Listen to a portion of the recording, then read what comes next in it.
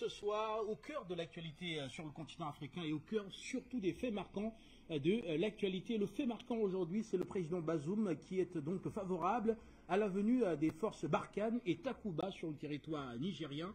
On les attendait entre autres en Côte d'Ivoire, mais le président Alassane Ouattara, lors d'un entretien d'ailleurs qui a été diffusé sur les antennes de la télévision panafricaine, n'avait pas montré un intérêt particulier. D'ailleurs, avait assuré que la Côte d'Ivoire avait de quoi assurer sa sécurité et qu'aujourd'hui, il n'était pas forcément nécessaire d'avoir donc sur le territoire ivoirien ces forces Barkhane et Takuba qui vont donc quitter le Mali. Mais pour le président Bazoum, c'est une opportunité, s'il peut, dit-il, en avoir 600 ou 700 voilà, qui appuient les 12 000 soldats qui sont engagés au Niger dans la région de Tibéri, donc dans la lutte contre les groupes terroristes. Cela pour lui semble être une opportunité. Alors comment comprendre cela? Est-ce que le président Bazoum n'est pas simplement en train d'assurer une alliance avec Paris, voilà, qui est dénoncée sur le continent africain? Peut-on parler de portée stratégique dans une telle démarche? Nos invités sont installés en multiplex avec qui nous allons échanger autour de la question. Et je vais commencer par vous, Louis Kemayou. Vous êtes président du Club de l'information africaine. Je vous dis bonsoir et bienvenue. Bonsoir. Bonsoir. Nous aurons également en multiplex Souleymane Hamzat, qui est expert en questions sécuritaires. Bonsoir Souleymane. Bonsoir, défendant et regarde sur votre plateau. Voilà. Nestor Podassi est également là. Vous êtes activiste panafricaniste. Vous êtes au Burkina Faso. Je vous dis bonsoir également et bienvenue à la Palabre intellectuelle. Bonsoir Guy Fandaf, bonsoir à tous les techniciens d'Afrique Média, bonsoir au PDG, bonsoir à tous les Africains et bonsoir à tous les patriotes africains engagés pour la libération du continent. Merci à vous d'être là et je vais commencer par vous, Louis Kemayou. Alors, est-ce que le président Bazoum ici agit par pur positionnement géostratégique, par pure stratégie, ou alors agit-il ici pour rester dans une certaine fidélité avec Paris, quand on connaît les liens d'ailleurs qui ont été démontrés depuis son arrivée au pouvoir?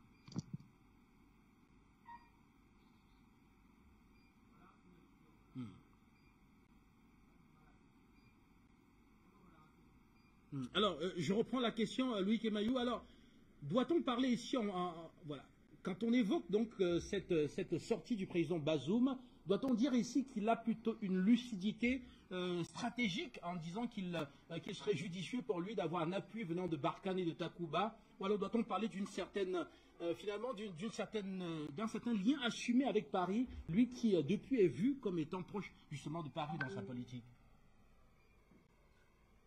Je n'ai pas entendu toute la question, mais je suppose que c'est à moi qu'elle est adressée, puisque à l'image, j'apparais. Ce que je peux dire concernant le redéploiement de Barkhane et de Takuba vers le Niger, c'est qu'il ne faut pas perdre de vue de ce conflit, de cette guerre qui se déroule au Mali. Tout est parti de la situation en Libye. Et la situation en Libye était celle du colonel Kadhafi qui était dans une situation où il y avait une partie de la population qui était opposée à ce qu'il prolonge son mandat et le président français ainsi que ses alliés de l'OTAN ont jugé utile de faire voter au Conseil de sécurité des Nations Unies une résolution, la résolution 1973, qui devait empêcher le survol de la Libye par les avions libyens afin de ne pas aller bombarder une partie de la population. Tout le monde sait aujourd'hui que cette résolution 1973 a été interprétée au-delà de ce qui avait été accordé aux partenaires de l'OTAN et de la France et qu'elle a permis de renverser le gouvernement libyen et de tuer le colonel Kadhafi et que beaucoup d'armes ont été distribuées dans cette opération. Et exactement comme cela est en train d'être fait aujourd'hui en Ukraine. Et donc, ce qui s'est passé, c'est que le rapport de force militaire a été renversé complètement. Une partie des Touaregs qui étaient auprès de Kadhafi se sont alliés avec des islamistes et sont descendus vers le Mali. Et entre les deux, il y a bien sûr le Niger et l'Algérie, mais il y a surtout un no man's land où ils s'étaient installés depuis très très longtemps, où ils ont trouvé d'autres djihadistes qui avaient déjà agi en Algérie dans les années 90 à travers le groupement islamique armé et qui aujourd'hui trouvaient de nouveaux alliés pour fondre sur le Mali. C'est dans ce cadre-là que la France intervient. Elle n'intervient pas uniquement pour aider le Mali, elle intervient pour réparer une faute qu'elle a commise en permettant, d'une part, la forte militarisation de la lutte des opposants à Kadhafi, qui par la suite n'ont pas rendu leurs armes. Au contraire, les ont utilisées pour aller plus loin que la Libye et déstabiliser le reste des pays. Ça a commencé avec le Mali, naturellement, puis ça s'est élargi à d'autres pays dans le Sahel. Et aujourd'hui, il y a des pays, même sur la côte, comme le Bénin, comme la Côte d'Ivoire, comme le Togo, qui risquent d'être contaminés par la menace terroriste. Tout part de là. Et donc, je fais tout ce grand détour pour expliquer que la France n'est pas ici pour rendre service au Mali ou bien au Niger.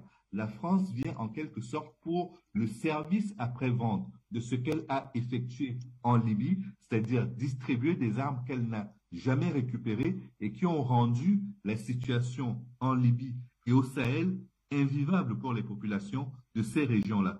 Donc, pour moi, il s'agit surtout de voir dans quelle mesure on peut, d'une part, traduire en justice les autorités de l'OTAN qui ont décidé de cette opération, et d'autre part, de façon plus concrète, voir comment ces pays peuvent réparer ce qu'ils ont commis comme tort aux pays du Sahel dont le Niger fait partie.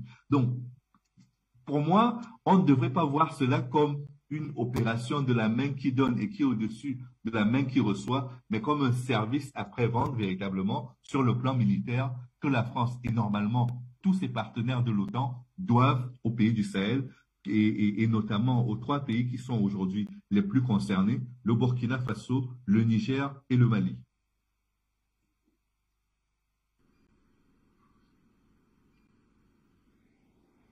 Voilà, merci à vous. J'espère que cette fois-ci, on aura la liaison pour rentrer effectivement dans On ne vous reçoit pas au niveau du plateau, on ne vous reçoit pas du tout. Voilà, est-ce que vous nous recevez?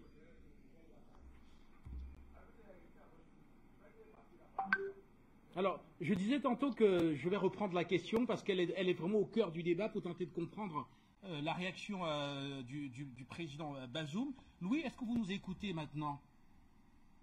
Oui. On vous reçoit. Voilà. Alors, j'étais en train de dire, parce que le président Bazoum, dans sa sortie, a dit que s'il recevait les troupes issues de Barkhane et de Takuba très prochainement, c'est avant tout stratégique parce qu'il dit qu'il aimerait ici avoir un appui en hommes et surtout en matériel important pour lutter contre le terrorisme dans son pays. Alors, vous, est-ce que vous y croyez directement ou alors pensez-vous peut-être que le président Bazoum ici tient avant tout à assumer une relation qui est avérée avec la France depuis son arrivée? Non, je crois qu'il ne faut pas faire de... Ah, pardon. Ben, écoutez, Guy Fondop, ce que je remarque, c'est que déjà, il y a une fuite. J'ai comme l'impression qu'il y a une fuite en avant, n'est-ce pas, une fuite en avant due à un manque de prise de responsabilité des autorités nigériennes. J'estime que l'expérience doit nous servir. Ce qui s'est passé à côté au Mali prouve, n'est-ce pas, à déchéance que l'armée française n'est pas arrivée au bout des djihadistes.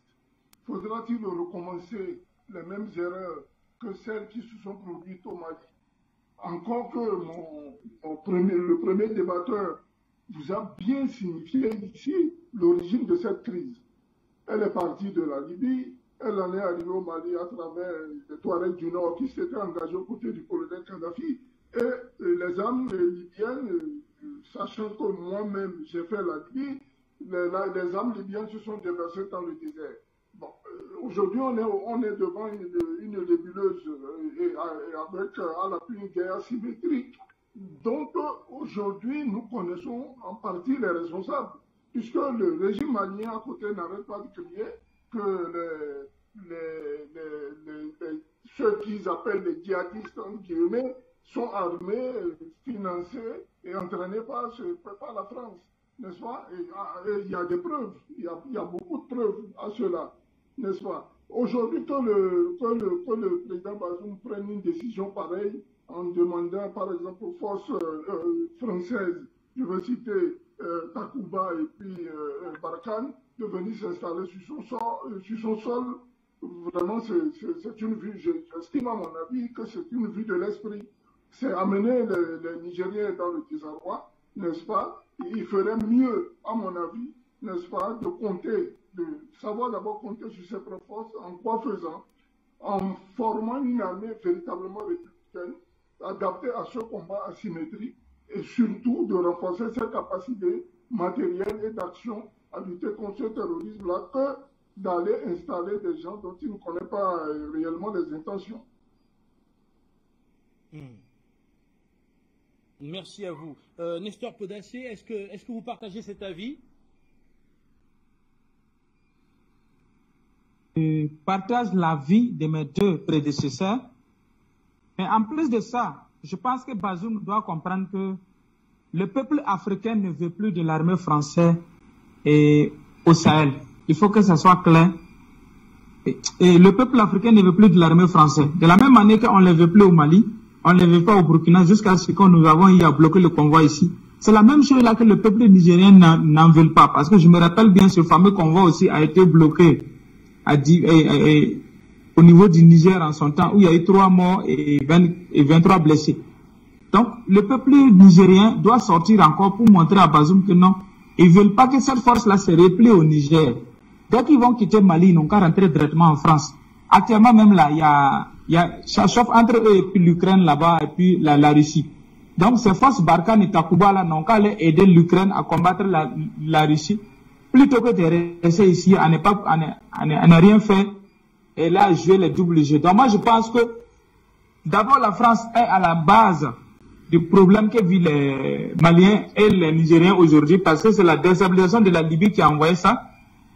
Et aujourd'hui, c'est que le Burkina Faso vit, ainsi que certains pays côtiers, tout est parti de là. Donc, les pays africains ne veulent plus de bases militaires françaises. Je pense que si Bazoum est sage, pour éviter que ce qui arrivait à Makloklo arrive à Maklakla, il sera mieux pour lui de coûter son peuple et de rapatrier, dire aux soldats français, aux soldats étrangers Takuba qui sont au Mali là, de plier bagages pour aller aider l'Ukraine, plutôt que de rester à tourner, à patauger ici dans le Sahel. Donc, leur utilité n'est plus nécessaire pour le peuple.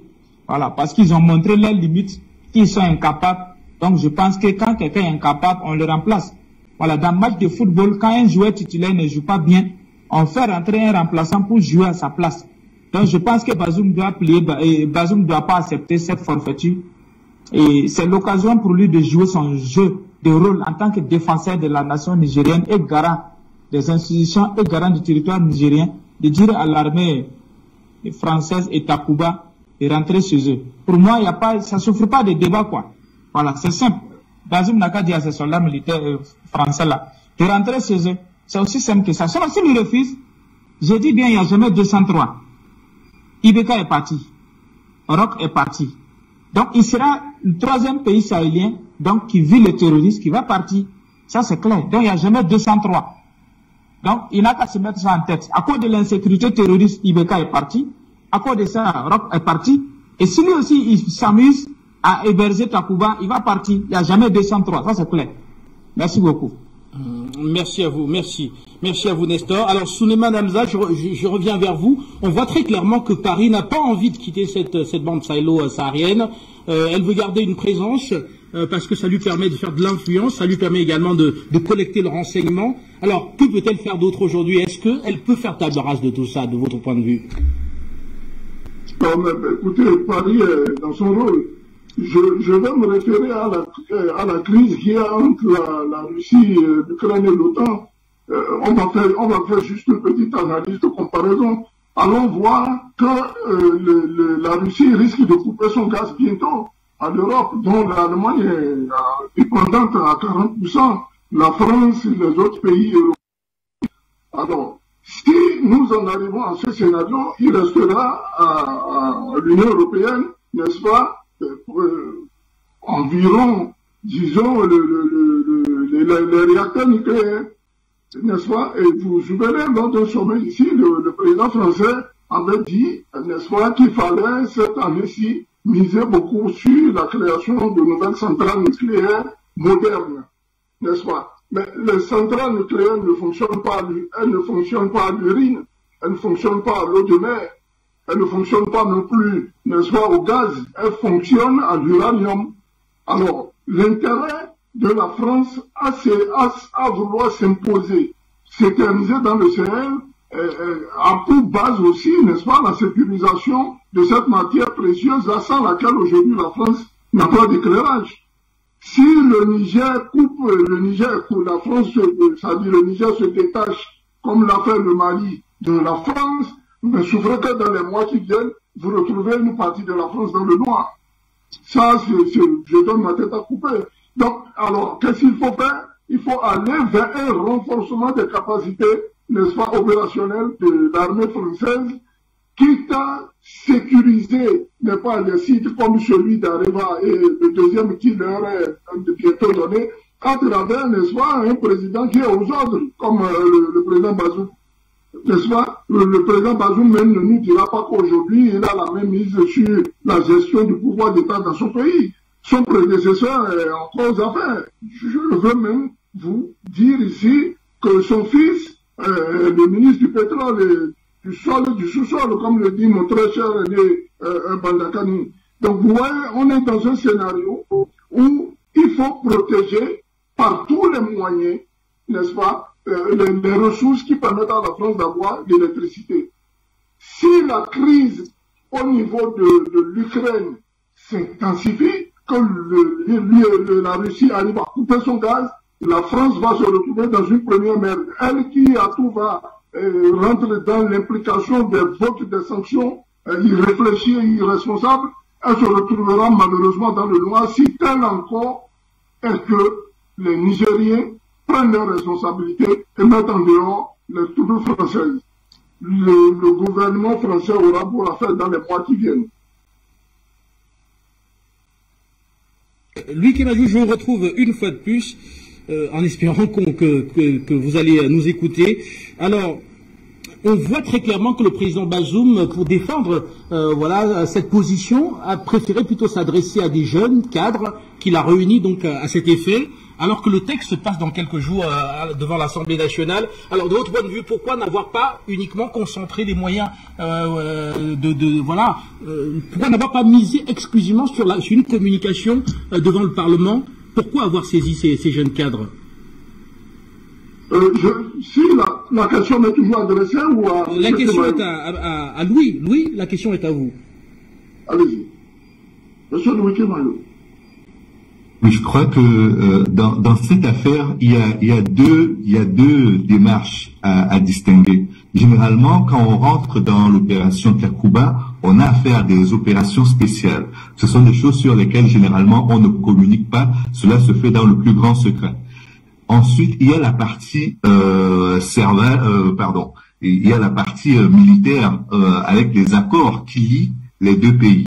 Et ces accords-là, au niveau du Mali, il y avait un accord de défense qui permettait à la France d'intervenir au Mali. Avec le Niger, il n'y a pas d'accord de défense, il y a un accord militaire qui lie les deux parties. Et donc, pour permettre à des troupes françaises d'intervenir au Niger, on pouvait s'arrêter simplement sur la légitimité politique du président pour le faire, mais il a souhaité d'une part associer les élus du peuple à cette démarche-là, en allant vers les députés, mais il a également utilisé quelque chose que le Niger pratique depuis plusieurs années déjà, c'est-à-dire associer également les cadres de la société civile à la discussion qui allait avoir lieu. Et je crois que le débat au niveau du Parlement sera d'ailleurs un débat public, donc ouvert, ce qui n'est pas toujours très pratiqué la plupart du temps quand il y a une opération militaire. N'oublions pas que l'armée, c'est quand même la grande muette, quelle que soit la latitude sous laquelle on se trouve. Une fois ces précisions faites, je voudrais dire que quand vous prenez les interventions militaires, les opérations extérieures de la France, les OPEX comme on les appelle, elles se font la plupart du temps en France sans passage devant l'Assemblée. C'est-à-dire que le président décide de lancer l'opération et c'est une fois qu'elle a été lancée qu'il consulte le Parlement pour faire valider la décision qu'il a prise et généralement cette décision est acquise pour le président de la République parce que en temps de guerre, on ne peut pas abandonner les soldats à l'étranger sans leur donner et la légitimité et les appuis logistiques dont ils ont besoin pour mener à bien leur mission. Je fais tout ce grand détour pour dire que sur le plan sécuritaire, le président Bazoum n'avait pas l'obligation de faire ce qu'il est en train de faire, c'est-à-dire d'associer le peuple le plus profondément à la démarche. La France n'a eu qu'un seul vote jusqu'à présent par rapport à toute l'opération qu'elle a menée pendant 9 ans dans le Sahel. Et il n'y a eu aucune discussion à l'Assemblée digne de ce nom qui permet soit aux parlementaires, soit au peuple français de savoir très concrètement ce que le pays fait dans le Sahel, pourquoi il est engagé et en combien de temps il sortira de là. Donc, moi, je pense que la démarche du président Bazoum est bonne dans le sens où, malgré le pouvoir qu'il avait de faire intervenir directement l'armée française, il a pris ses dispositions pour associer le maximum de gens à la discussion qui va permettre aujourd'hui de comprendre les enjeux de l'intervention. Elles n'ont pas été développées, mais elles le seront une fois que le débat aura été engagé avec la société civile, puis avec le Parlement. Et puis, dans un deuxième temps, je voudrais revenir sur sur ce que j'ai dit au début et qui me semble très important, c'est que il ne s'agit pas d'une opération de charité. Il s'agit d'une action dans laquelle la France vient aider des pays qu'elle a mis dans l'embarras à résoudre le problème qu'elle a créé. Parce que la France n'a consulté aucun pays africain et n'a tenu compte d'aucun avis de pays africains pour aller bombarder la Libye et distribuer les armes. Donc si aujourd'hui la situation s'est détériorée et que pour la France comme pour ces pays qui sont concernés directement, il y a nécessité d'une intervention militaire, je pense qu'il faut que chacun prenne ses responsabilités. Et la France est en train de prendre la sienne. Elle la prend à minima en réduisant sa présence dans certains pays, mais elle doit la prendre au maximum parce que c'est elle qui a empêché l'Union africaine et les chefs d'État africains qui se rendaient en Libye pour obtenir un accord déjà verbal obtenu avec Kadhafi pour la fin de la situation conflictuelle qui les opposait. Et donc, si on a préféré la méthode de la force militaire pour résoudre le problème et qu'aujourd'hui, on est plongé dans une guerre sans fin, c'est d'abord parce que le président français de l'époque, Nicolas Sarkozy, a fait le choix de passer en force et de terroriser tous les présidents africains qui avaient proposé autre chose que l'option militaire. Donc pour moi aujourd'hui, la question de faire intervenir la France, que ce soit au Mali ou bien au Niger, n'est pas une option. C'est un service après-vente, encore une fois, qui est obligatoire pour elle. Je ne sais pas combien de temps cette guerre prendra pour éradiquer le terrorisme et le djihadisme dans le Sahel, mais il est important que la France répare le tort qu'elle a causé dans ces pays-là et dans cette région, et vu que le cancer du terrorisme et du djihadisme est en train de s'étendre. Il y a deux questions qui surviennent alors que je vous ai écouté. Alors, d'ailleurs, vous dites que le président Bazoum n'était pas obligé. Alors, j'espère que l'échange sera possible parce que vous avez abordé deux points assez importants et je souhaiterais vous relancer là-dessus. D'abord, le premier, c'est que vous dites que le président Bazoum aurait pu, de par la légitimité dont il jouit en tant que chef de l'État, autoriser directement la venue de ces forces-là. Après, il faudrait aussi voir avec la norme au Niger. Mais ma question ici est, pensez-vous que s'il avait fait directement, cela n'aurait pas renforcé davantage ce sentiment populaire anti-présence militaire française qui s'est déjà manifesté à travers les protestations, cette protestation lors du passage d'un convoi de Barkhane qui avait causé plusieurs morts et plusieurs dizaines de blessés?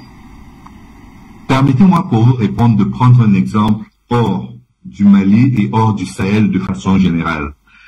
Quand on met fin à l'apartheid, quand grâce à leur lutte, les Sud-Africains mettent fin à l'apartheid et que le président Mandela devient président de l'Afrique du Sud, s'ils décident que les Sud-Africains noirs, vu tout ce qu'ils ont subi pendant la période de l'apartheid, doivent prendre leur revanche, doivent terroriser les Blancs qui étaient au pouvoir et qui leur en ont fait voir des vertes et des pas mûrs, il aurait été légitime pour lui de le faire. Et beaucoup de Sud-Africains auraient compris. Il a fait le choix du leading from behind, de faire en sorte que ce soit le leader qui prenne des décisions, y compris celles qui pourraient ne pas être acceptées par la grande majorité, parce qu'il estime qu'en tant que leader, c'est à lui de tenir la lampe pour orienter le peuple vers le bon choix. Et je crois que ce qui est en train de se passer au Niger est à peu près du même acabit. C'est-à-dire qu'il n'y a pas de bonne solution. Ce qu'il faut aujourd'hui, c'est arriver à éradiquer le problème, à être efficace. Et pour l'efficacité, l'idée, c'est pas d'installer une base française au Niger, c'est d'avoir une coopération avec la France qui permettra d'avoir d'une part les opérations spéciales et peut-être une partie de Barkhane aux frontières dans la partie malienne, d'où part la menace terroriste, pour que cela soit contenu et qu'après, sur le reste, l'armée nigérienne prenne sa responsabilité et joue son rôle. Il ne s'agit pas d'installer la France sur tout le territoire nigérien. Je pense que c'est impossible. Il y avait à peu près 5000 hommes, mais quand vous voyez la superficie et du Mali et du Niger, 5000 hommes, enfin les 2500 hommes, et même si on montait à 5000, serait largement insuffisant pour tenir le territoire. Juste un exemple de comparaison, encore une fois. Quand vous prenez la Somalie, avec l'opération Restore Hope, les États-Unis, à eux seuls, ont déployé plus de 25 000 hommes, mais ont perdu la guerre en Somalie. Donc, quelque part, c'est un soutien à minima, mais qui est quand même indispensable, de mon point de vue, encore une fois, parce que c'est la France qui est à l'origine du problème. Et c'était ma deuxième relance. Vous dites très clairement que la France reconnaît qu'elle est à l'origine et qu'elle essaie aujourd'hui, voilà, de rattraper un peu la situation. Mais toujours est-il qu'on se demande si vraiment elle est là pour rattraper la situation. Quand on écoute les autorités maliennes qui accusent la France d'avoir plutôt profité de la situation pour travailler à une partition en deux du Mali avec les mouvements Touareg qui ont été consolidés, et aussi quand on voit le très faible résultat de 5000 hommes en parlant de la présence de Barkhane au Mali. Qu'est-ce qui peut faire croire aujourd'hui qu'à 600, 700 au Niger, il pourrait faire l'affaire?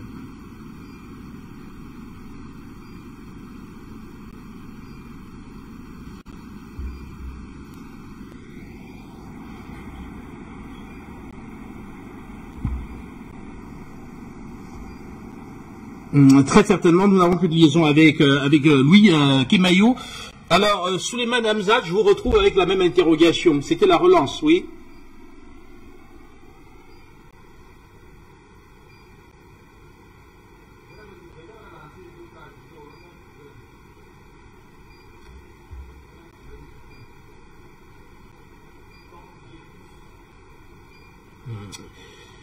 Voilà, on va le temps de régler cet incident, et nous allons donc repartir en multiplex avec nos invités. On va peut-être en profiter pour donner la parole à quelques intervenants qui souhaiteraient nous retrouver sur le plateau pour pouvoir interagir avec nous autour de cette sortie du président Bazoum.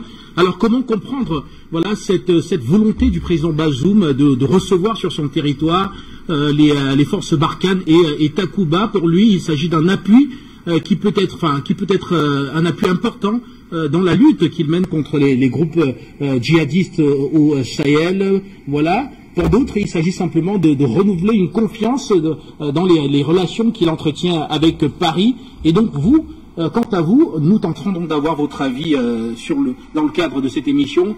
Que pensez-vous effectivement de cette sortie du président Bazoum? Et encore, pourquoi avoir choisi de s'adresser donc directement à ses concitoyens? Pourquoi n'avoir pas attendu simplement le débat devant l'Assemblée nationale pour, n'est-ce pas, peut-être via un membre du gouvernement, effectivement, défendre de fond en comble cette position qu'il a aujourd'hui adoptée? Bonsoir et bienvenue. Bonsoir.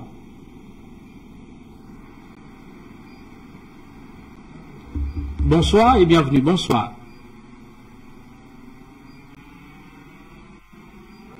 Bonsoir et bienvenue à l'antenne. Bonsoir. Allez-y, nous vous écoutons. Bonsoir.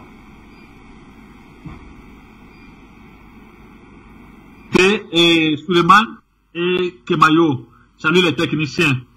Et voyez le problème qu'il y a ici. Kemayo, il y a beaucoup de questions que nous voulons lui poser. Tu l'as posé deux. Et nous voyons que de son point de vue, comme tu l'as dit, il dit que la France est venue réparer. Non, ça, on ne peut pas faire la réparation. Parce que tout ce que la France fait au Niger, plutôt la France pille l'uranium du Niger, et maintenant, elle veut protéger son uranium qu'elle pille là-bas.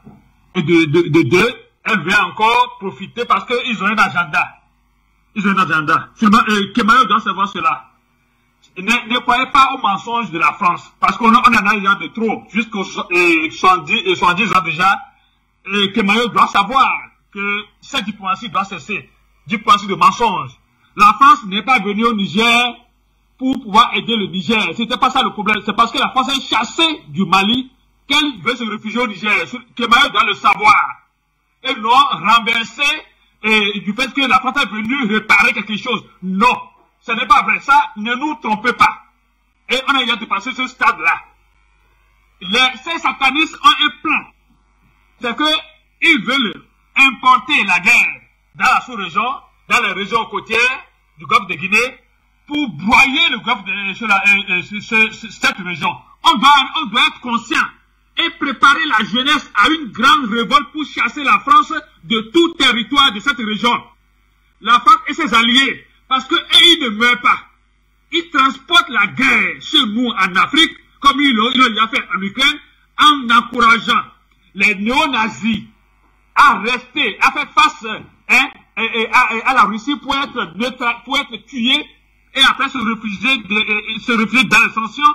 C'est ce qu'ils veulent faire en Afrique. Soyons intelligents. La France doit partir. On n'a pas besoin que la France reste quelque part là-bas.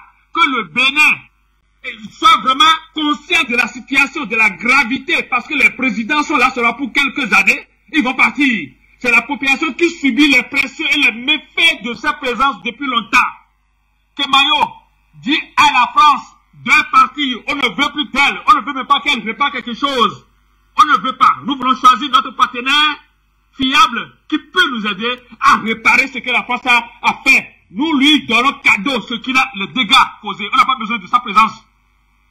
Que Dieu vous bénisse. Ne venez pas nous mentir, Kemayo. Merci beaucoup. Merci à vous pour votre contribution. On va retrouver nos invités en multiplex dans une dizaine de minutes environ, le temps pour nous de rester aussi au standard et donc de vous donner la parole. Alors, que pensez-vous de cette sortie du président Bazoum? Bonsoir et bienvenue. Bonsoir. Bonsoir, mon cher Guy. Est-ce que je suis en ligne? Vous êtes en ligne, monsieur. Allez-y, s'il vous plaît. D'accord. Merci une fois de plus de m'accueillir à la maison. C'est Delphin de Bujumbura. Je salue les téléspectatrices et les téléspectateurs. Je n'oublie pas les invités. Mon très cher aîné Hamzat Suleiman, le frère Podassé, ainsi que monsieur Kemayou. Je dois dire que j'ai écouté monsieur Kemayou entre étonnement et amusement. Bon, moi je rappelle tout de suite, hein, vous le savez tous, je ne suis pas en zone CFA, donc je ne souffre pas directement du jeu trouble du nain géopolitique qu'est l'Élysée. Mais je reconnais M.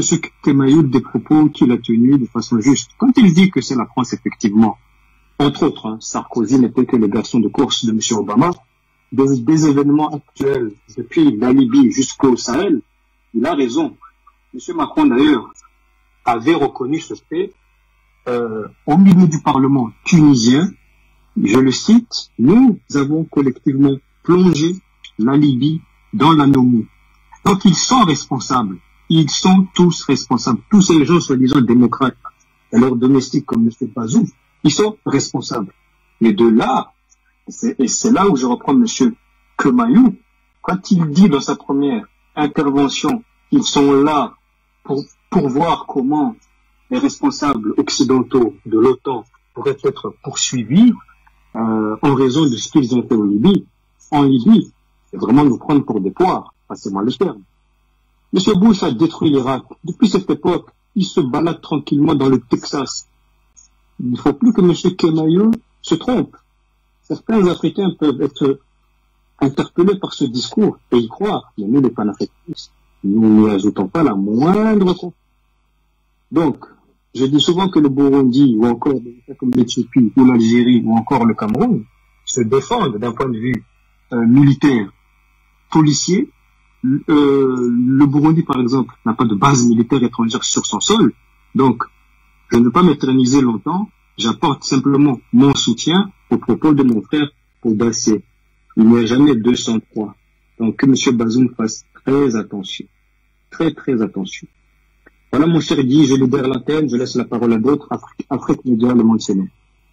Merci à vous, Delphin, et nous vous souhaitons une très bonne soirée à Bujumbura. On va poursuivre avec cet autre invité. Bonsoir, monsieur, et bienvenue. Bonsoir. Bonsoir et bienvenue. Bonsoir. Oui, bonsoir. Bienvenue à l'antenne. Bonsoir.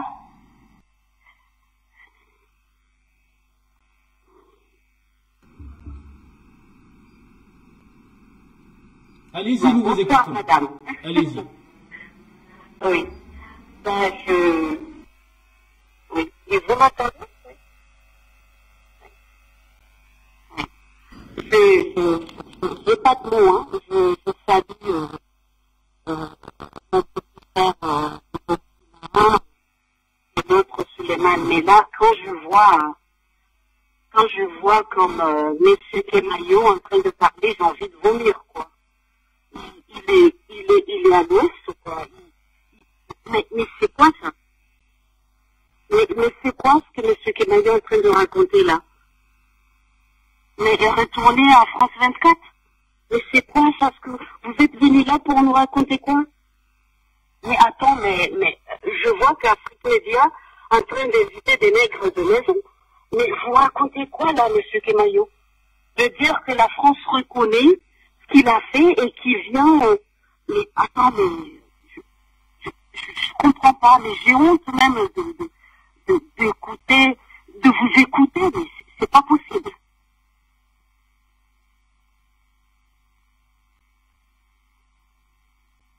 Mais c'est quoi ça?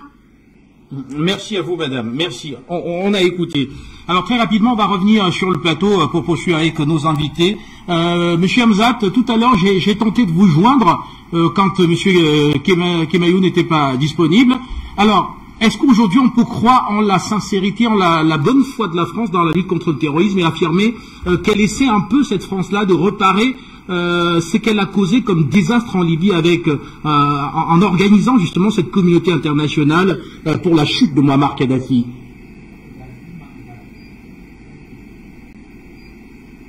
Grosse bêtise que tout panafricain pourrait faire.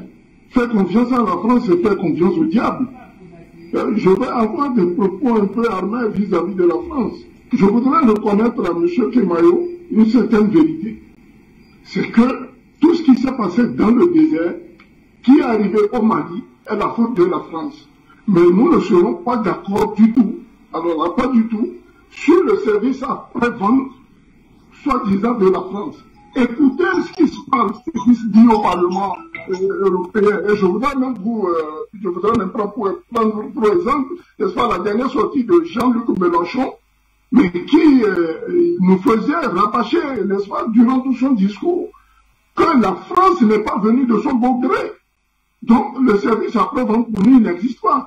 La France serait venue parce que c'est insistance, dit-il, n'est-ce pas, des autorités maliennes. Mais elle était venue et en cela, il y avait deux priorités. C'était un appui aérien et au renseignement. C'était tout ce qui était demandé à la France. Il n'était pas question qu'elle nous fasse débarquer, n'est-ce pas, sur notre sol, une armée de vampires, n'est-ce pas, qui ont plongé le Mali dans le désarroi que nous savons aujourd'hui. Mais les rebelles de l'Azawad, moi je les appelle des rebelles, ceux-là ce ne sont même pas des djihadistes. Parce qu'un djihadiste, c'est celui qui revendique, n'est-ce pas, un combat religieux.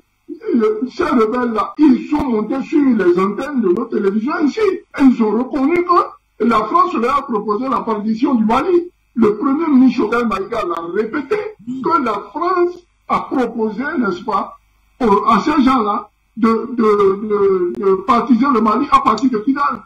Mais j'ai lancé une alerte sur une de vos émissions il y a une semaine, ici, en disant au peuple malien de faire très attention.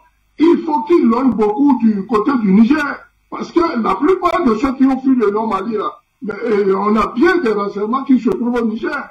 Et l'insistance à faire créer des bases ou faire asseoir la force Barkhane ou Takuba dans la République du Niger, d'une part, elle répond à des besoins, n'est-ce pas, géostratégiques, économiques, mais surtout à faire perpétrer le désordre qu'il y a eu au Mali.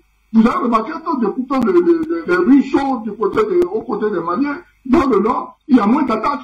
Et les FAMA progressent, mais dans les règles de l'art, il y a une reconquête totale du territoire malien qui est un exemple.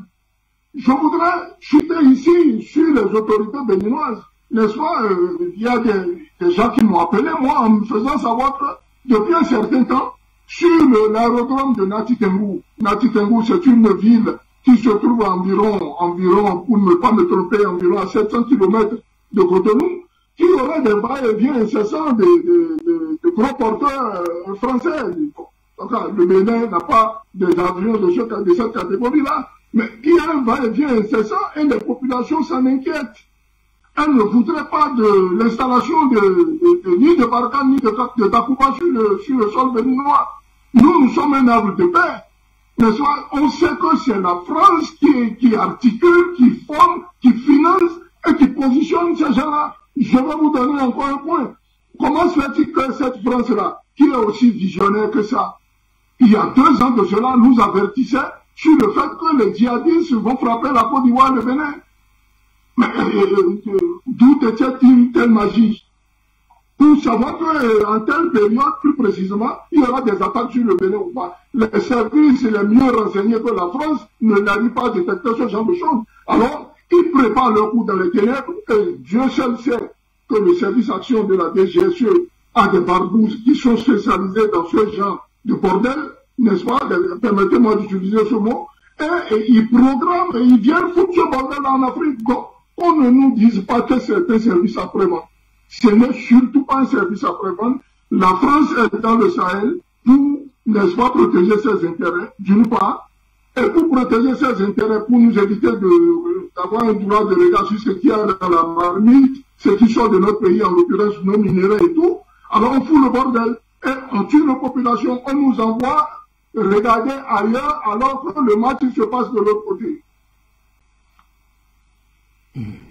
Merci à vous. Alors, Louis Kemayou, je vous retrouve très rapidement. Vous avez été épinglé par les téléspectateurs de la télévision panafricaine, voilà, qui fustigent finalement ce qu'on pourrait qualifier, voilà, de l'honnêteté, voilà, d'un homme honnête finalement qui veut croire que la France est là, comme elle le dit d'ailleurs dans ses discours officiels, pour lutter contre le terrorisme dans cette bande sahélo-saharienne.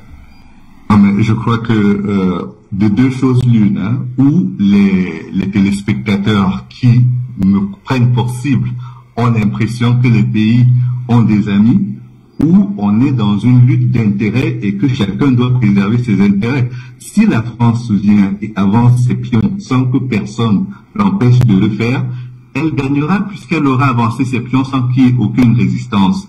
Si nos pays, à leur niveau, comprennent qu'on est dans un jeu d'intérêts où il n'y a que les intérêts qui comptent et donc il faut préserver ces intérêts, ceux du pays et ceux des populations, ils feront le nécessaire. Quand j'ai parlé de la possibilité de traduire en justice les leaders à la fois de la France, de la Grande-Bretagne et tous les autres membres de l'OTAN qui ont déclenché la guerre en Libye et ont surarmé les rebelles qui s'y trouvaient aussi bien aux côtés de Kadhafi que les autres, c'est une démarche qu'on ne peut pas demander à la France de lancer.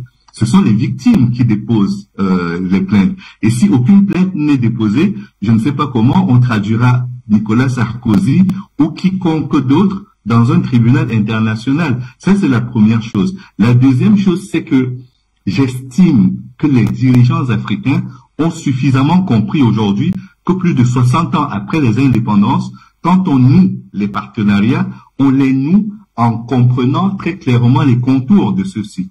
Et donc, si ce qui s'est passé au Mali ou au Burkina Faso devait se produire au Niger parce que les leçons n'ont pas été tirées, chacun en sera pour ses frais. Et le président Bazoum et le pays dans son ensemble. Mais je crois que notre intérêt n'est pas de rester dans une posture de victime perpétuelle, incapable de lancer son propre agenda et de le faire respecter.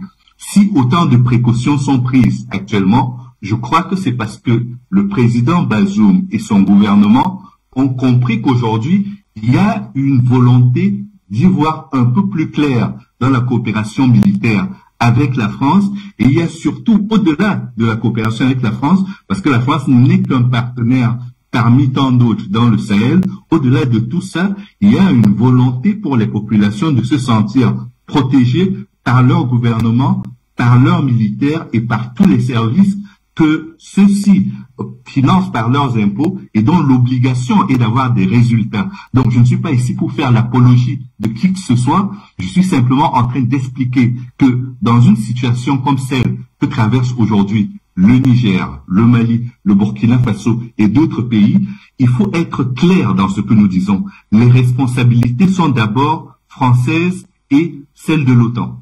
C'est la première chose qu'il faut dire. La deuxième, c'est que on ne pourra jamais stabiliser la situation dans le Sahel sans avoir réglé la question en Libye.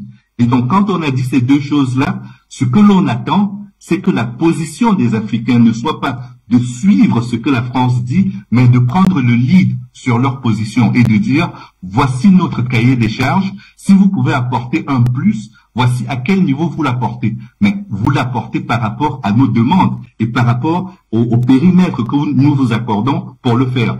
Mais si cela signifie qu'on est devenu un toutou de la France ou qu'on est incapable de penser par soi-même, je veux bien qu'on me traite de tout ce que l'on veut, mais la priorité ici, c'est de résoudre le problème de la sécurité pour que le développement et la paix aient lieu, puissent encore retourner, enfin, que ces pays-là puissent retrouver et la sécurité et le développement dans le sens des intérêts de leur population.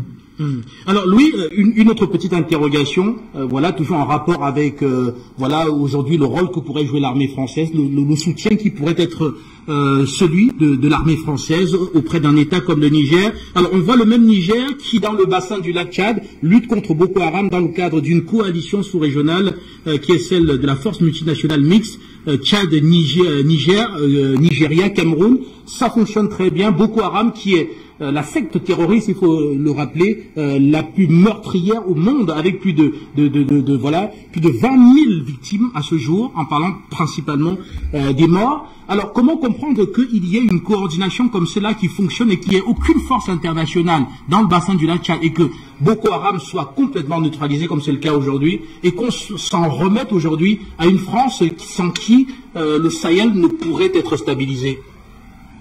Donc, je crois qu'il faut être clair. Hein.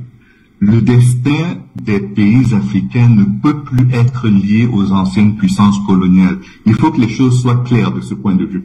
On peut traiter avec un partenaire historique, c'est le cas de la France. On peut se séparer d'un partenaire historique s'il n'a pas de résultat. Mais ce qui doit être le plus important, quoi qu'il en soit, c'est la capacité du pays par lui-même à répondre aux sollicitations et aux enjeux auxquels il fait face. Si nos pays ne peuvent pas le faire individuellement et ne peuvent pas collectivement réussir, il y aura un problème, il y aura un vrai problème. Parce que, jusqu'à preuve du contraire, moi je considère que dans cette lutte contre le terrorisme dans le Sahel, que ce soit au Niger ou au Mali, ceux qui ont le plus perdu d'hommes, on parle de 53 Français, qui sont morts en 10 ans à peu près, ceux qui ont le plus perdu, ce sont les troupes africaines, celles du Mali, celles du Niger et surtout le Tchad dont on ne parle pas beaucoup. Donc je crois qu'il y a besoin aujourd'hui de remettre à César ce qui est à César et de faire en sorte que quand nos pays travaillent, qu'ils travaillent pour que collectivement ils soient forts. Le panafricanisme, pour moi, n'est pas un grand mot. Et la solution à nos crises ne peut pas être que militaire. Elle doit être à la fois militaire, mais surtout politique, sociale et économique. Quand on fonctionne sur ces 4 pieds-là, je pense qu'on peut envisager les choses de façon optimiste. Mais le drame, de mon point de vue, dans le Sahel, c'est que l'on a donné l'impression que la seule solution militaire pouvait régler tous les problèmes de cet espace-là, ce qui est naturellement archi faux. Merci à vous, lui, Kebayou.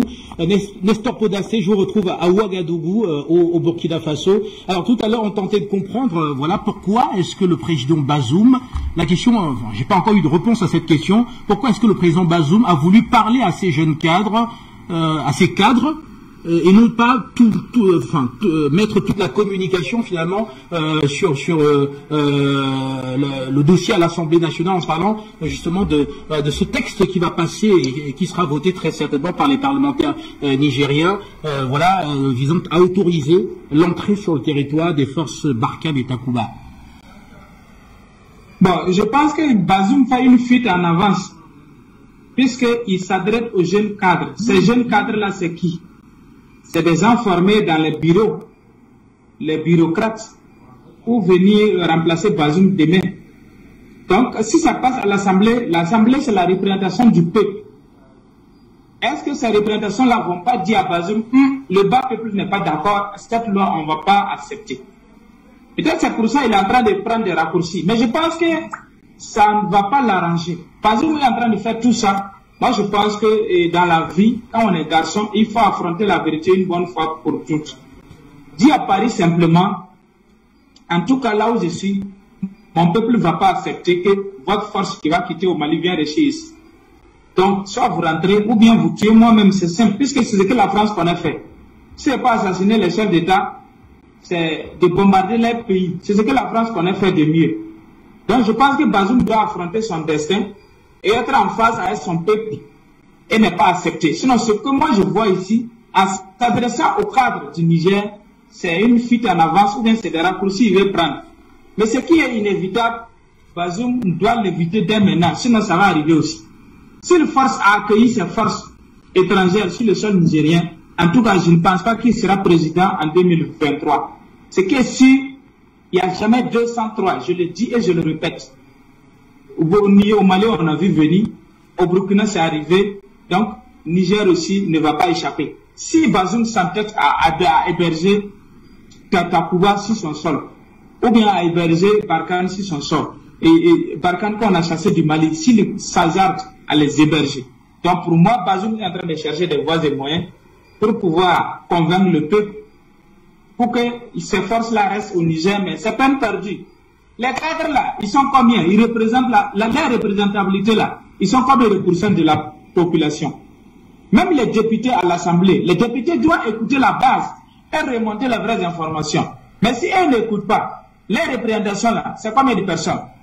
On a vu Roch réélu en 2020 ici, avec 57% des voix, mais il n'a même pas fait 2 ans, 1 an, il est parti. Donc ça veut dire que quand le peuple n'est plus en phase avec vous, quelles que soient les manœuvres que vous allez prendre, ça ne marchera pas. Il faut faire la volonté du peuple, c'est aussi simple que ça. Ils sont là que, je vais revenir un peu sur ce que M. Kemayo a dit tout de suite, que la France est là pour la stabilité au Sahel, mon frère, je vais dire que c'est archi faux. Moi, j'ai vu au Burkina Faso, où tous les jours nous sommes attaqués. Même aujourd'hui, même nous avons perdu 10 soldats aujourd'hui. Donc, si toi tu viens dire ça ici au Burkina Faso, je t'assure que les jeunes Burkinabés vont te manger cru. Vérité. Donc, quand vous êtes sur des plateaux, ne faites pas des analyses superficielles en haut. Et c'est bien d'écouter nous qui sommes sur le terrain ici. C'est pour te dire, on ne veut pas sentir la France ici, on ne veut pas sentir l'odeur de la France même ici, même un peu. Et raison pour laquelle le convoi français a été bloqué ici, c'est nous-mêmes qui l'avons bloqué ici à Burkina pendant 2 semaines dans le mois de novembre. Donc c'est pour te dire que cette voie sacrée qui est Abidjan, Bououaga pour ravitailler Niger, en passant par Gaoula, ce voie-là, nous on a fermé ça. Terrestre là, ça ne va plus passer ici. Non qu'à passer par avion. Ça ne va plus passer ici. Nous on a interdit ça. Donc c'est pour te dire que les Français, on ne veut même pas les sentir ici. Donc la coopération, c'est mariage là. Est-ce qu'on peut faire marier avec une femme sans ici? Quand vous vous mariez là, avant de vous marier, vous faites d'abord des projets. On veut se marier, quelle direction on va prendre? On va aller comment? On ne se marie pas comme ça parce qu'il faut se marier. Non. Même l'homme et femme là, pour se marier, il y a un contrat. On va à la mairie, on signe. Et on avance. Dans le couple, vous discutez comment il faut gérer le foyer, comment il faut gérer ci, comment il faut gérer ci. Et chaque année, vous faites le bilan et vous progressez. Comment on peut faciliter un mariage sans ici? Ça ne marche pas. Donc la France doit reconnaître qu'après 60 ans d'indépendance, c'est l'échec total. Et donc, il faut réviser tous ces accords-là. Et réviser les accords aujourd'hui, que la France nous laisse librement de coopérer avec qui nous voulons, parce que nous sommes dans un monde de globalisation, de mondialisation. Donc, cette histoire de dire que ça là, c'est le précaré de la France, ça c'est fini ça. Nous sommes indépendants. Donc, la France, nous sommes libres de continuer à coopérer avec lui. Et ou bien nous sommes libres de ne plus coopérer avec la France. Ça, c'est le droit des pays africains. Ce n'est pas une imposition. Nous sommes libres. Je voudrais bien que tu entendes quelque chose. Hein. Ne me fais pas dire ce que je n'ai pas dit. Ce que j'ai dit, c'est que la France a posé le problème. Elle est à la racine de ce problème et on ne peut pas faire comme si cela n'a pas été.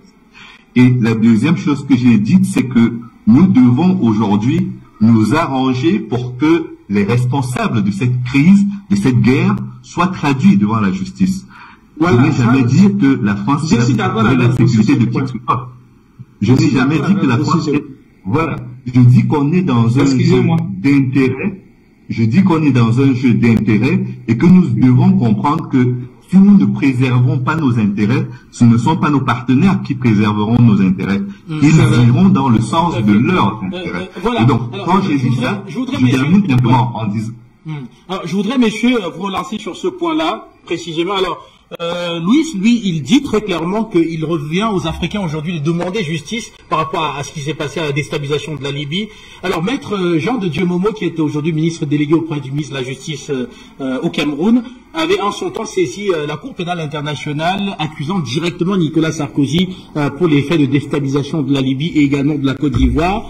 Alors, il lui avait été répondu, la Cour lui avait répondu qu'il n'avait pas qualité à pouvoir saisir la Cour et que la saisine de la Cour était claire, il fallait soit être un État membre, soit être le Conseil de sécurité des Nations Unies. Alors, Louis Kemayou, dans ce cas-là, vous répondez quoi?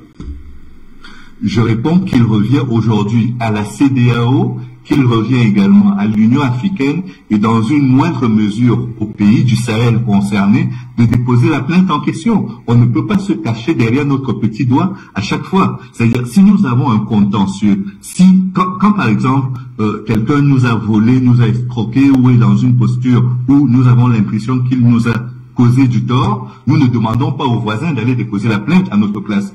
Nous allons saisir les autorités compétentes et elles rendent justice. On peut ne pas avoir gain de cause, mais au moins on a fait la démarche. Et dans le cas des pays africains concernés, qu'il s'agisse du Mali, qu'il s'agisse du Burkina, qu'il s'agisse de n'importe quel autre pays, c'est à eux aujourd'hui de déposer la plainte de façon formelle. C'est pas à un citoyen lambda de faire ces démarches-là. Ça ne marchera pas, parce que les citoyens ne sont pas partie de la Cour pénale internationale. Ce sont les pays qui le sont. Et je pense que ce qui serait encore mieux, c'est que sur le plan du panafricanisme, nous montrions notre solidarité, parce que quand Jean Ping était président de la Commission de l'Union africaine, il avait quand même pris sur lui d'organiser cette rencontre avec les chefs d'État africains qui allaient se rendre en Libye pour engager les négociations avec Kadhafi. Ils avaient eu un accord formel pour que les choses se fassent, et donc ce serait logique que dans la continuation de cette démarche qui avait été engagée, l'Union africaine dépose une plainte et dise « Nous avions une démarche, nous avons été terrorisés pour ne pas aller au bout de cette démarche et nous demandons réparation ». Ce serait logique, ce serait normal. Et déjà rappeler que l'Union africaine ne peut pas le faire parce que effectivement, elle n'est pas dans la saisine de la Cour. La Cour ne peut être saisie que par un État membre qui a bien ratifié justement le mécanisme de la Cour, ou alors par le Conseil de sécurité des Nations Unies. Et Maître Jean de Dieu Momo en son temps disait que vu que c'est le Conseil de sécurité qui avait, voilà, finalement, enfin, on va pas rentrer là-dedans parce que ça va s'allonger. Je retiens le fond de votre intervention. Pour vous aujourd'hui, il faut arrêter de se plaindre, il faut aller à l'offensive.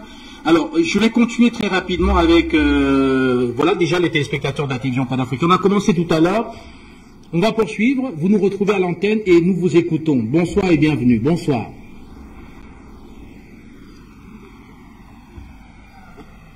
Allez-y, nous vous écoutons. Bonsoir et bienvenue. Oui, bonsoir, Podo.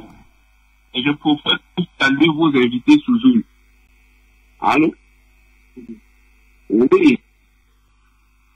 Oui, je salue comme ça question daté. Et j'aime que vous avez sur la table pour pouvoir donc dire que nous devons donc comprendre que la France n'est pas là pour céder. Ni l'ONU, ni toute cette organisation, que ça soit régional, qui peuvent venir à notre secours. Et je pense que le Mali vient de donner la voie, vient de montrer sur quoi il faut s'appuyer pour pouvoir faire partie les colons et les endocolons. Le peuple malien a montré que ce n'est que le peuple qui peut tout faire et doter hors d'état de vue ces endocolons et ces colons qui, du jour au lendemain, fait les mêmes métiers pour nous livrer à tous ces colonisateurs. Depuis les Nations Unies jusqu'à toutes ces organisations régionales. Le peuple doit prendre ses responsabilités. Et nous devons être aux aguets de notre liberté. Et nous devons être jamais cette liberté-là. Hormis de cela, si nous avons compté sur nos autorités qui sont en place, beaucoup ont des mains liées aux États-Unis, liées à la France, liées à l'Angleterre, à tout ce que vous pouvez imaginer. L'heure est venue que c'est le peuple à elle seule qui peut libérer le continent. Créant le panafricanisme dont nous sommes à l'intérieur, nous devons œuvrer pour notre bien-être à nous-mêmes. Et comptant vos partis politiques que nous avons sur notre continent, nous allons nous tromper parce que eux tous font le jeu des Occidentaux. Tous vont sur le terrain pour être actés, pour venir rester à la tête de ce pays. Vous avez qu'à regarder le cas de Mohamed Bazoum. Vous avez regardé qu'il y en a seulement plusieurs exemples ainsi. Donc nous devons porter sur nous, car jamais que c'est le peuple qui se mettait cette lutte jusqu'au bout. Je sors en fêtant le peuple malien. Et je rappelle encore aussi que nous avons un certain Mahmoud Diko au Mali, que lui, depuis tout ce qui se passe là, même si sorti là, il n'a pas fait sortir. Et donc j'ai peur pour le camp malien. Mais j'espère qu'avec l'arrivée de l'Algérie et de la Russie, nous allons sortir des cœurs. Guy Frédéric, les Africains, nous sommes de nous. Nous remercions. Nous vous remercions également pour votre participation. Et nous restons au standard. Bonsoir et bienvenue. Bonsoir. Bonsoir. Bonsoir, monsieur Guy Fondor. Bonsoir aux téléspectateurs d'Afrique Média. C'est ce que je voudrais dire à monsieur Kemayo. Il prend vraiment les téléspectateurs d'Afrique Média et même la chaîne pour des touristes. Hein, parce que ni la France, ni les États-Unis, ni la Russie, les pays occidentaux, aucun n'a signé la convention de la CPI. Donc, à quel moment ces personnes, on les enverrait devant la Cour internationale? Qui nous en parle? Il est journaliste, j'ai l'habitude de le regarder sur France 24, Arte ici, et donc ils nous disent clairement, ce genre d'endocolons, les Africains devraient franchement passer à l'étape supérieure, le neutraliser, parce qu'il y en a marre. Il y en a vraiment marre. Merci. A également été pris en compte et rappelé, non pas pour remettre en cause votre opinion, que la France a tout de même ratifié donc le mécanisme de la Cour pénale internationale. Donc l'État français lui-même pourrait saisir, pourquoi pas la Cour, du cas de Nicolas Sarkozy pour ses dossiers libyens, parce que le président Macron lui-même a reconnu que c'est la France qui avait déstabilisé la Libye. Bonsoir et bienvenue. Bonsoir. Alors oui, bonsoir. Bienvenue à l'antenne. Oui, j'aimerais un peu, bonsoir à tout le panel d'abord, mais je voulais faire savoir à notre aîné expert en sécurité là que l'heure n'est plus à vraiment penser trop de diplomatie. Avec son expertise, il peut également commencer à donner son opinion aux jeunes Africains, comment ils peuvent mettre en mal, même ne serait-ce que les biens occidentaux. Parce que ces pays et tout ça, là, ça ne va servir à rien. Si, à l'heure actuelle, Vladimir Poutine lui-même est persécuté, je ne vois même pas un peu l'Union africaine aller dire qu'ils vont poser une plainte ou que ce soit. Donc, franchement, grand frère, ces idées-là, c'est les idées qui vont toujours nous asservir, c'est les idées qui vont nous faire rester comme ça des siècles et des siècles. Donc, merci à vous et bonne continuation. Nous vous remercions également pour votre contribution au standard de la télévision panafricaine. Nous y restons avec d'autres intervenants. Vous nous retrouvez et on en parle. Bonjour, bonsoir et bienvenue. Bonsoir. Oui, bonsoir, monsieur Pifondor. Bonsoir. Bonsoir à tous les téléspectateurs d'Afrique Média et bonsoir à tous ceux qui appellent pour soutenir le débat. Bonsoir également à vos invités. Monsieur Guy Fondor, monsieur Bazoum a été mis au pouvoir par la France. Et il ne faut pas se faire d'illusions. C'est pas parce que lui, il est bavard qu'on va croire que les autres qui ne bavardent pas ne font pas la même chose que lui. Tous les présidents france-africains, c'est-à-dire que tous ceux qui acceptent le franc CFA sur leur territoire, vont accepter les soldats français sur leur territoire. C'est une règle générale. Sinon, en dehors de Simon Gbagbo et de M. Gbagbo qui ont pris la parole pour soutenir le Mali, qui d'autres chefs d'État dans cette Afrique francophone-là a levé la tête pour dire que nous sommes contre ce que vous êtes en train de faire au Mali? Il n'y en a pas. Donc tous ces présidents-là, tous ces France-Africains qui n'ont pas pris le soutien de Choguel Maïga et de M. Goïta vont recevoir les bases militaires, vont recevoir les soldats de Takuba sur leur territoire. Donc on peut dire, peut-être les deux pays qui vont faire exception, il y aura probablement la République centrafricaine de M. Touadéra et peut-être au minimum peut-être le Burkina Faso. Donc, en dehors de ces deux pays-là, je vous dis, tous les autres pays vont accueillir ces soldats. Le seul subterfuge, ou bien je veux dire la ruse que ces gens-là font, c'est qu'ils n'en parlent pas officiellement. C'est tout. Donc, on fait tout sur le dos des Africains, et comme nous n'avons pas les moyens pour les tracer, on ne les voit pas. Mais au Mali, ils peuvent être tracés. En RCA, ils peuvent être tracés. Donc, ils ne peuvent pas mentir pour ces deux pays-là. Voilà ce que je souhaitais dire, M. Guy Fondop. Bonne soirée à vous. Excellente soirée. Et toujours le standard, nous y restons. Bonsoir et bienvenue encore un appelant. Bonsoir. Bonsoir et bienvenue. Bonsoir.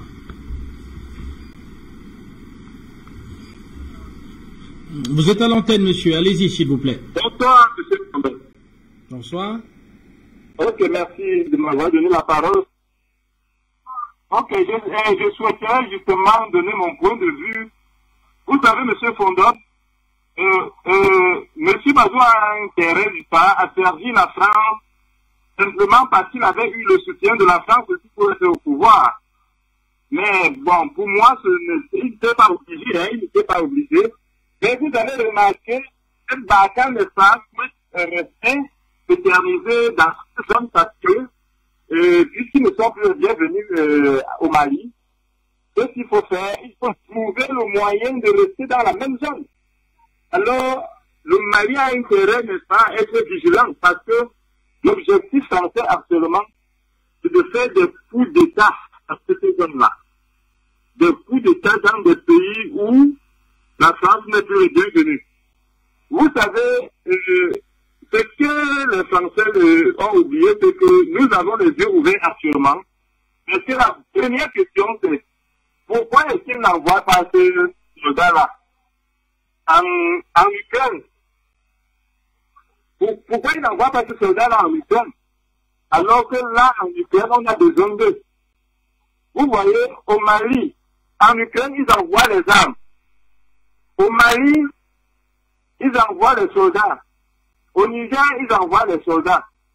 Pour quelle fin? Donc, déjà, nous Africains, nous devions déjà comprendre qu'en réalité, ces hommes ont une stratégie, n'ayant plus de solution pour eux-mêmes, puisqu'il faut vivre sur le dos des Africains. Il faut à chaque moment venir semer le trouble ou survivre chez eux. Voilà ce qui se passe actuellement. Donc, la réalité, c'est que la France, n'ayant plus le pouvoir, ils n'ont plus aucun pouvoir de s'en sortir en Europe, veut trouver un terrain fertile en Afrique. Raison pour laquelle il faudra toujours créer des conflits, envoyer des soldats, qui mieux nous asphyxier. Sinon, comment pouvez-vous expliquer qu'il y ait des bases militaires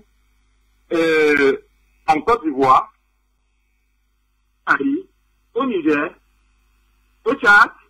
Pourquoi? Je dis, voilà une guerre qui est nettement devant les yeux de la France, dans leur continent. Un pays qui veut même être européen. Un pays qui veut faire partie de l'OTAN. Mais ils n'ont pas les moyens de les intégrer. Ce pays-là pleure. Nous voyons des citoyens ukrainiens en train de pleurer.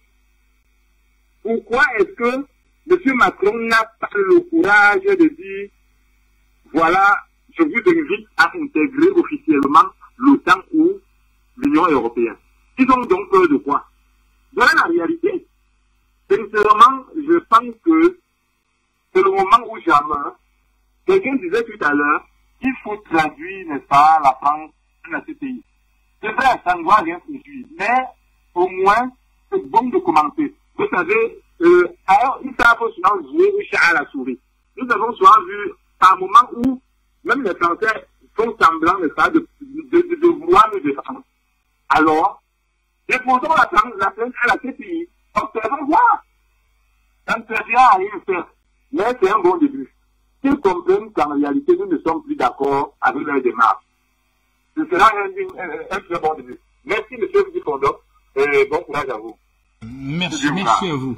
Voilà, merci à vous, merci à Louis Kemayou, président du club de l'information africaine. Merci d'être passé. On peut pas continuer, on n'a plus le temps. Je vous dis simplement merci d'être passé. Merci également à Souleymane Hamzat, expert en questions sécuritaires. Merci à Nestor Podacé, activiste panafricaniste depuis le Burkina Faso. Et moi, je vous souhaite une excellente soirée et on se retrouve très bientôt.